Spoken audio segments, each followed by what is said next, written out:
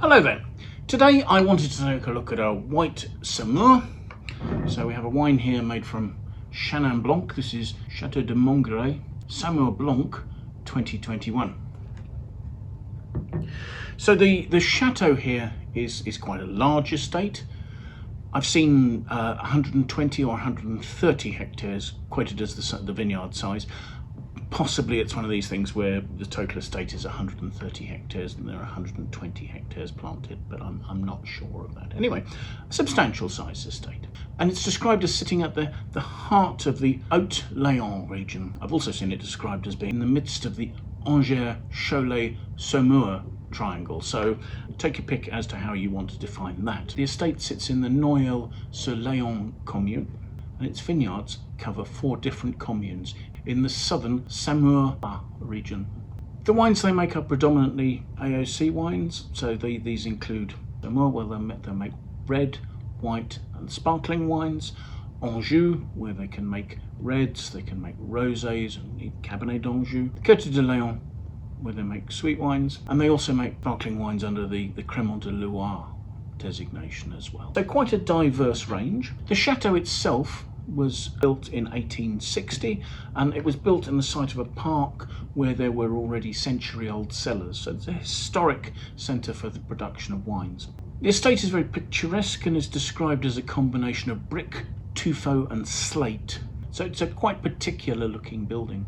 The vineyards are farmed sustainably according to the guidelines of a group called Terra Vitis. Given the fact that this is Chenin Blanc, I would imagine the fruit is probably hand-picked. Chenin is not a variety that takes particularly well to machine harvesting, but it's not impossible.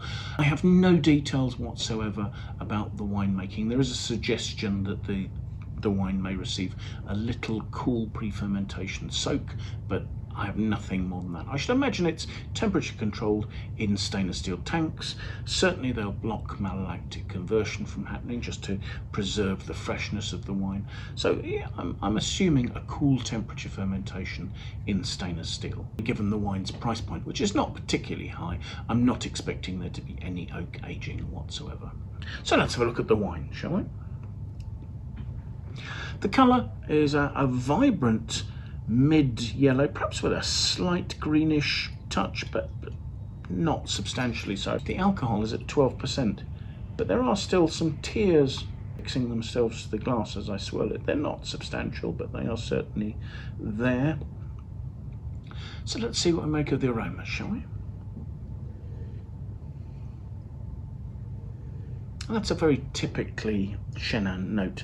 There's a slight minerality to it, but beyond that there's a waxiness. There are notes of various sort of grapefruit, lemon, citrus notes there.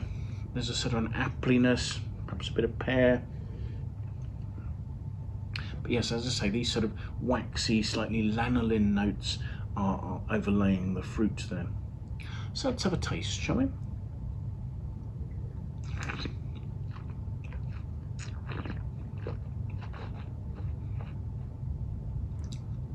On the palate, that's dry, it's rounded, it's got a clean freshness to it, and that's some nice sharp, almost slightly tart acidity. The acidity's not got the roundedness that you get if the wine had undergone malolactic conversion. And you're seeing this quite sort of fresh, maybe slightly sappy, green apple, green pear fruit with a little bit of sort of lemony note behind that, giving a zippy freshness to the back palate. There's a texture to the wine. I guess it's mid-weight and a roundness, but it doesn't seem to be a roundness that's particularly promoted by leesiness. There isn't a sort of a creamy note to it. The alcohol only being 12%, the wine actually still has some quite good body, so there's some quite nice intensity of fruit there for what is, as I say, an entry-level wine. I don't have a score for this, so we don't have any critics' reviews for it. But actually, given its price point, I think that's a perfectly nice wine that would happily mature in bottle for a year or two. There's no need to mature it. It's lovely and fresh now. I would certainly think that that's worth something like about 88 points or something like that. It's a nicely drinkable, fresh wine with some good persistence on the palate, enough richness to stop it seeming particularly tart. So thank you very much for joining us. I do hope you've enjoyed the tasting. If you have, do please press the like button below. If you want to watch more of these tastings, the best answer is probably to subscribe to our channel and follow us. That would be fantastic. Please feel free to share the video with any of your friends you think might be interested. Do also please feel free to share your comments in the comments box below.